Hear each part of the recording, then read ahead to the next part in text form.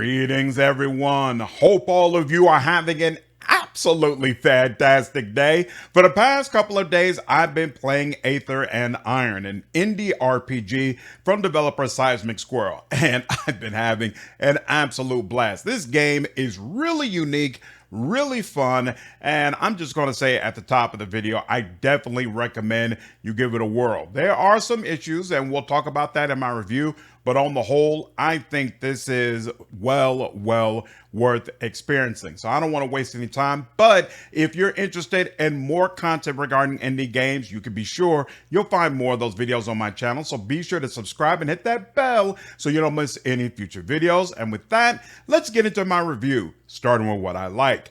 This game has some amazing world building. I already mentioned before, it's a very unique experience. So basically, Aether and Iron put you into an idealized New York City where the islands have all been lifted into the sky. Everybody is driving flying cars, and there's a really interesting political structure going on that is keeping some people in impoverished situations where they're constantly being taken advantage of by barons who are warring back and forth for territory, control, and power. All of it just feels really cool. And it gives the feeling of a place that has existed for quite some time, and that these different factions have relationships that have built up over quite a long span as well. So I would absolutely love to see another game set in this world with a completely different story. There's definitely more fertile ground to be dug in what Seismic Squirrel has created. And I think it's also really cool. This game has been split into 3 acts. Each act feels very different, and it peels back more layers of this city, of the factions, of the politics. It just feels like it becomes a deeper and deeper experience as you go on. And I really like how fully realized New York is as a city. I've already mentioned that there are a ton of different factions and that it feels like there's a lot of history, but the places, a lot of them look very different. So it doesn't seem like you're in the same area of the city all the time. And the people are extremely diverse. This is probably one of the most diverse games I've ever played. There are lots of women and black people in positions of authority and wealth that you meet throughout your adventure, and a lot of elderly people. I feel like in most games that I play, they kind of act like everybody is in their 20s and their 30s, and anybody outside of that, you might meet one of them and it's like a really special character, but that's it. That's not the case in Aether and Iron at all. There's a lot of elderly people littered throughout the city in all sorts of varying positions, and all of that just serves to make it feel like a fully realized place. Really enjoy that aspect of it. I also really like the story. So you play as Gia, who is a disgraced smuggler and basically a gangster. She was on a job that went very wrong, and subsequently she got her mentor killed, and she's now trying to rebuild her reputation. So this creates a very interesting situation where Gia is feared because she's known as someone who carries a gun and is absolutely very skilled at using it. But at the same time, people are oftentimes dismissive of her because her reputation is trash. She's considered to be someone who is unprofessional, can't be trusted, and just overall isn't good to have on your squad. And so it creates an interesting dynamic where sometimes her reputation helps her and other times it hurts her, and just all the way around, she's trying to figure out how to put herself in a much better spot. But all that being said, she's in a position where she has to kind of just take whatever jobs are offered to her, and she's given a job to protect a scientist that goes extremely wrong for her, and also ends up roping her into a conspiracy against the entire city, and she has to figure out a way to stop it. I'm not going to reveal more than that because obviously the story is a big part of what ropes you into the experience, but I will say I really enjoyed it. I think it's super cool and pulls you along throughout just about the entire game. Now, part of the reason for that is Gia is an awesome character to play as. So she is fully voice acted. Not only the dialogue that she gives to other characters, but also if she has thoughts in her mind, those will be fully voice acted as well. So to some degree, she's almost like a narrator for the game. And this game has a very noir detective style to it. So hearing her voice those thoughts just absolutely fits like a glove and really adds to the overall experience. Gia is tough as nails, and depending on how you decide to play her, she could be someone who's putting a gun in people's faces and telling them what they have to do all the time, which is a ton of fun. But at the same time, she's someone who's struggling a lot with regrets and loss and feeling like her life is never going to get back on track. So she's a very layered character, doesn't come off as one dimensional at all. And you have the freedom to play her as someone who is more empathetic and caring, or as a stone cold gangster who really only cares about herself and the money that she's able to make. So just all the way around, it's a really cool and interesting experience, and it's fascinating playing as a female gangster. I don't think I've ever played a game that allowed me to do that, and I think Aether and Iron pulls it off very, very well. It's also cool that she looks fantastic. Her portrait is great, and it changes based upon her emotions or the situation. So sometimes she'll be in her full getup. Sometimes she might put on a dress. Sometimes she might have her coat and her hat off because she's in a more relaxed situation. All of it looks really, really cool. And so it helps to just hammer home that Gia is a fantastic character to play with. And on top of that, she is surrounded by an absolutely superb cast. So not only is Gia voice acted, but all of the characters in the game are voice acted. And that means there are over 200 voice characters that you meet throughout your adventure. That is incredible for an indie game. And the game is very, very well written. So it's not like these actors are being forced to voice garbage. This game feels very adult. It feels like these characters are dealing with grown issues and trying to make their way through life the best way they can.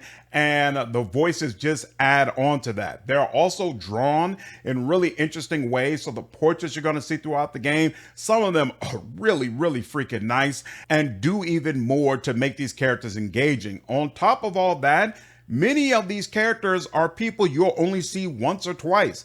So you'll meet a great character with a great portrait, great voice, who has some really interesting lines, and you'll talk to them for 5 to 10 minutes, and then you might never see that person again in the game, which again hammers home that feeling of living in a full bustling city, right? You meet these cool, interesting people. Sometimes you're able to connect with them, and sometimes you just talk once and it's memorable, but you all never get in touch again. It's just really, really well done. And it's part of the thread that keeps pulling you along because you never know who you're going to meet next or what sort of interesting situation you're going to walk into next. The villains in this game are a part of that. All of the villains, again, fully voice acted, very well drawn, and they're fully realized characters. I feel like for the most part, the villains were very, very well done and add to how amazing this experience is overall. On top of all of this, Aether and Iron is a game where death and loss is expected. You're going to very consistently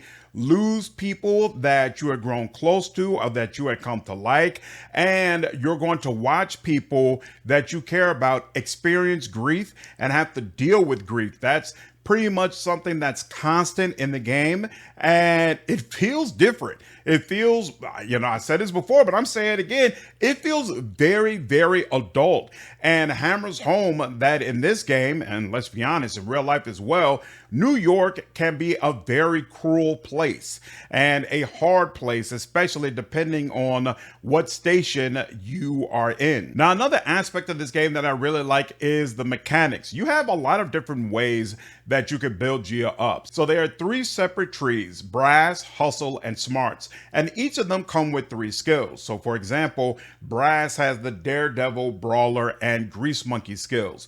Now, skills will help you pass specific checks in dialogue. So for example, brawler will make it easier to intimidate people, such as by putting a gun in their face. The gumshoe skill under smarts is basically like perception, and it's going to let you find things that otherwise you would miss. Now, the game lets you get up to level 20, and that gives you enough points to max out 2 skill trees. So that means there are still going to be a ton of skills that you're just never going to have access to. There are no weak skills, so pretty much you could just choose whatever appeals to your particular playstyle. Now, in addition to the bonuses to skills that you get, you're also going to get specific combat abilities based on what you choose to level up. Now, these abilities can focus on your competency with light weapons, healing, mobility, or buffing. There's a lot of different options as far as where you want to specialize. I would personally say you should focus on what helps you in exploration over combat. So which tree you build up should be based on which skills align the most with how you like to play when you're walking out and about, because there's a lot more exploration than there is combat, although there is a considerable amount of combat in the game, especially depending on how you play. Now, as far as those skills that you're unable to put points into, you can help make up for that with your crew. So you do get companions, which are called crew in this game, and each crew member gets a condensed version of your skill tree list. So for example, Cress, who is the first companion you're going to get, she has the skills under brass and smarts, but she does not have any of the hustle skills, right? But she can help you with checks and in combat with some of the other mechanics she's going to have access to. Now, the character must be in your squad in order for their skills to assist you. So you have access by the end of the game to 4 different companions, but only 2 can actually be on your team at any point in time. I personally had Cress focus on healing, and then I had another crew member, Luca, focus on heavy weapons, and I felt like that worked out really, really well, combined with my Gia, who was focusing on light weapons. We were able to overcome most encounters without major issues. And just all the way around, I think this mechanic setup works very, very well. Now, you can also customize your vehicle, and I think this works very well in the game also. Combat always happens in your car, so it's very, very important to take care of your vehicle and make sure it's upgraded properly. There are 6 different vehicles in the game: coupes, sedans, trucks, flatbeds, wagons, and vans. Gia can drive anything. Your crew is always limited to specific options. So as for example, Luca can only drive a truck, van, or a wagon. Now, everything that you put on your vehicles, whether it be weapons or increased storage or increased armor or a better engine, all of it is going to cost weight, and different vehicles are going to give you different options for what can and cannot be slotted onto it, and it's going to have a different amount of weight that it can handle. So lighter vehicles are going to give you more action points, and they're going to have more light weapon slots, but they're going to be able to carry less weight. There's going to be less opportunities to add storage, and they're going to have less armor. Whereas heavier vehicles are going to do the exact opposite. More armor, more storage, more ability to carry weight, but no light weapon slots. They're only going to be able to use heavy weapons, and they're going to have less action points. Mid-range vehicles oftentimes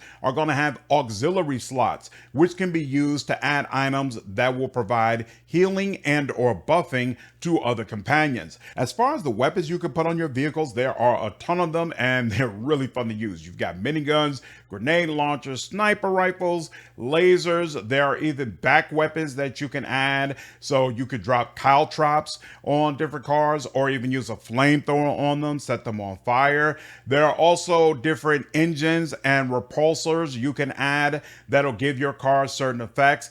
Each act provides you with new vehicles, weapons, and upgrades to choose from. You can also paint your vehicle different colors. There's just a lot going on here, and I think the system works extremely well. Now, I think it is worth noting that Gia starts with a light vehicle, and there are a couple of points in the game where she is gifted a light vehicle. So it's obvious the game kind of pushes you towards that, but you don't have to go in that route. You could easily decide that you want Gia to run around in a heavy vehicle with grenade launchers if that's what works best for you. All right, now let's get into combat, another area in the game that I think works extremely well. Combat is turn-based.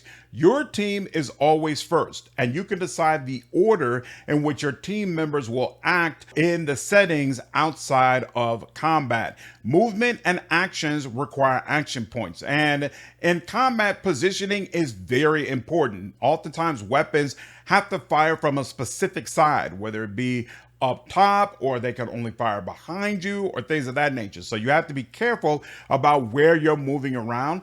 And on top of that, lanes will oftentimes have environmental hazards. Now, sometimes these hazards will just deal damage to you after your turn, but other times, if your car is caught in that lane, when the hazard comes down, it'll completely destroy it. So this is yet another reason why positioning is extremely important. And it's another advantage of having Gia use light vehicles, because those vehicles are going to have a lot more mobility to get around where you want to go. Now, you can push enemies into these lanes, and so sometimes it's more advantageous to let the environment destroy an enemy as opposed to you doing it yourself. After you take your turn, there are usually bystanders who are on the road that you have to weave around. They'll be able to take their turn, and then the environmental effects will happen, and then enemies get to go. And enemies oftentimes are going to have access to everything you can do, and they can be absolutely brutal. Many of my fights came down to the wire. Now, if crew members lose all their health, it's not a big deal. You just need to repair their vehicle, which costs money, which you might be tight on. But other than that, you can just move forward. If Gia dies, the game ends. So it's absolutely imperative to ensure that Gia remains on her feet. And yes, enemies will relentlessly target her if she's positioned badly. So it helps to have a tank like what I did with Luca, who can taunt enemies and ensure that they target the person who you want them to target. This system, when combined with the way you can customize Gia and all the vehicle customization you could do, it just feels great. It feels great. It doesn't get old. I thought this held up very, very well throughout the entire game. There definitely was, by the end of the game, some times where I was like, man, I wish we could just have an old-fashioned shootout.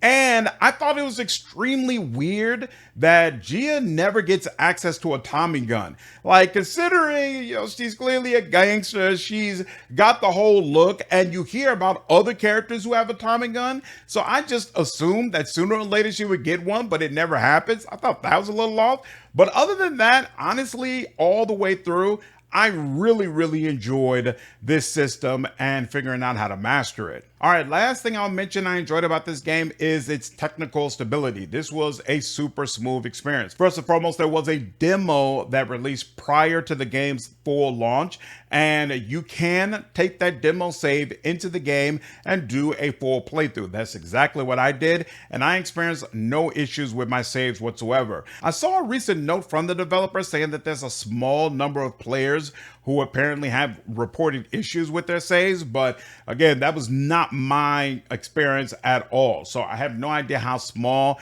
that list is, and hopefully that all gets cleared up very, very quickly. But there was no bugs, no crashes with this game, no issues with my saves.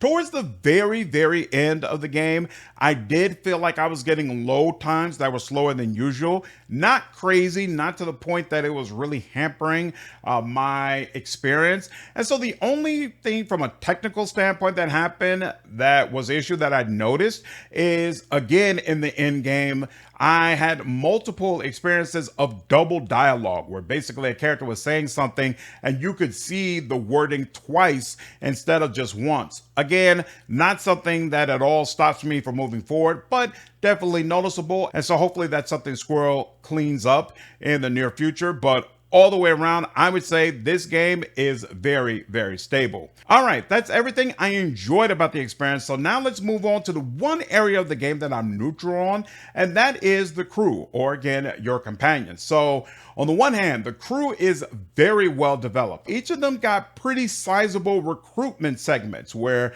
you were forced to have this character in your party and you got to learn their motivations, their background, and what they wanted for the city, and understand why they would be willing to join you. And all of them, in my opinion, have some pretty interesting backstories and places where they come that adds not only to, that helps to flesh out not only the characters themselves, but also the overall city. So really, really great stuff. And after you recruit them, they all have at least one personal quest where they want you to do something for them, and it's going to help you learn a little bit more about them. So all of that is great. The problem is it takes way too long to get the full crew. For a long time, you're only going to have access to one crew member, and then you don't get access to all of your crew members until the final act. And if you've been on this channel for a while, you already know I hate that. I hate it when a game lets you know, hey, you're going to have companions, but it sprinkles the companions out throughout the entire adventure. By the time you get to Act 3 and get that last crew member, you're not going to want to put them in. You're already going to be pretty much married to the crew members that you have.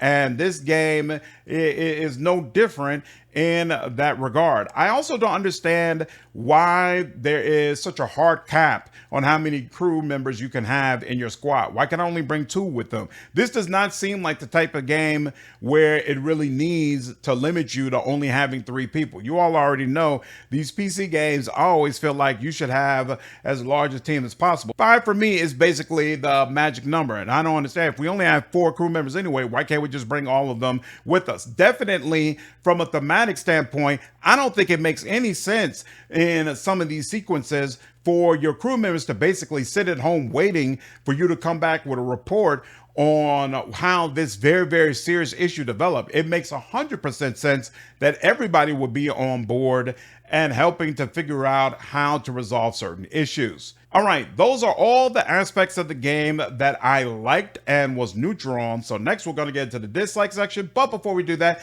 I just want to give a big thank you to everybody who has signed up as a member on my patrons, everybody who's a Twitch member of the channel as well. I really, really appreciate it. You all get access to unique reaction content that I don't put in other areas of the channel. So I hope you've been enjoying it. And if you would like to sign up, there are links down in the description. With that, let's move on to the last section of this review, what I dislike regarding the game. And I'm going to start with player agency. Now, for the most part, you have pretty good control over what Gia says, and the extra things that she says feel like a reflection of how you've already played, but there are a few key moments where Gia just kind of loses it or lashes out in a way that is completely outside of your control. And I'm not going to say it always feels bad, but there's definitely a couple of times where it didn't feel good, where I felt like she was reacting and talking in a way that was completely contrary to how I was playing Gia and frankly to the way that I saw her, but the devs just wanted her to say that so that they could move the story in a particular direction. And yeah, I wish they had kind of done that in a different way. It's definitely, and don't get me wrong, it's not all bad because A, it might completely align with how you are playing Gia.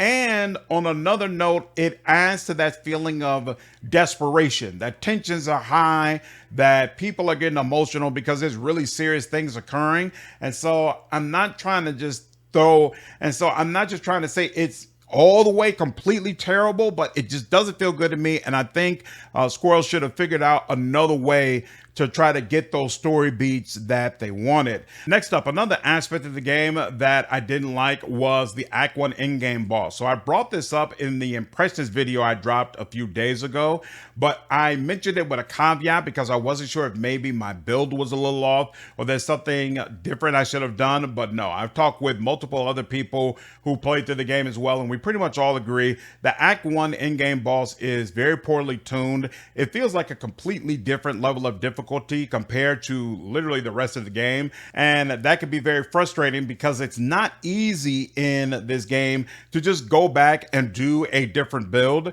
You cannot respec your options, and customizing your vehicle in a different way all costs money. You will pretty much be short on money your entire experience. And so if you decide that you need to do something completely different with your vehicle, you would probably have to go back multiple hours, make that money again, and then use it in a different way. And so just all the way around, the end of Act 1 felt more frustrating than it should have had to be. But keep in mind that all of us were able to get through that experience by just replaying the boss over and over and over again. None of the other bosses feel as badly tuned. I did feel like the very final boss of the game was kind of extra.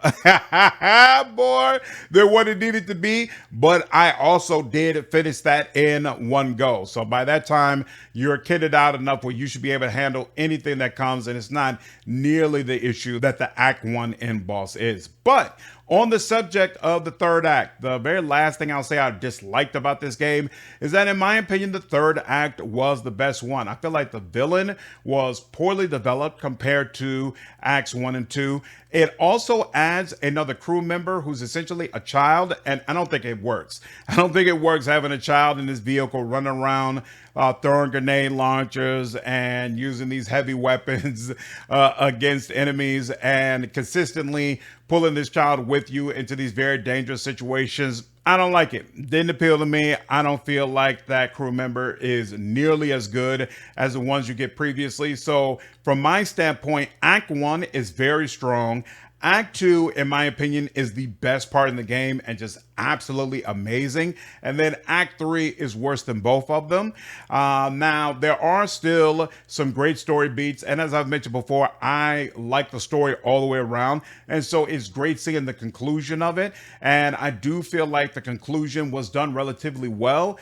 But despite that, I wouldn't say this game quite stuck the landing. I feel like Act 3 should have kind of been better in order for that to occur. And that ends my overall review of the game. So to recap, I think this game has an amazing story, amazing voice acting, over 200 voice characters. So there's a lot of different people you'll be able to interact with, and a really cool story for you to go through. I think the character that you play as, Gia, is fantastic, and just all the way around, this game is worth experiencing. There are a couple of drawbacks. I feel like player agency is kind of removed in a couple of areas where it shouldn't have been. The Act 1 boss needs to be addressed, so hopefully they release a patch or something for that. And I think Act 3 probably should have been better. But again, if you're wondering whether or not this is a game that you should dive in, I can't recommend it highly enough. There is a sale going on. In fact, a couple of sales actually going on right now. You can get the game off for 20%, which brings its price down to $20 until about April 13th. And there's a bundle deal right now where you can purchase Aether and Iron along with Legends of the Round Table for $24.29. I have not played Legends of the Round Table yet, but I keep hearing that it's absolutely amazing. As you can see from the trailer, it's based off medieval hand-drawn art, and the adventure ties in with King Arthur mythology. I'll probably check this game out at some point, so if that interests you, there's a great bundle deal available. If you enjoyed this game, I would recommend that you go ahead and leave a positive review for it on Steam to help give the game more exposure so that people can learn more about it. Anyway, that's the review. I hope all of you enjoyed it. Go ahead and leave me your feedback down below. If you enjoyed it, please hit that like button, subscribe, hit that bell so you don't miss any future content, and I will see you all in the next video. Take care.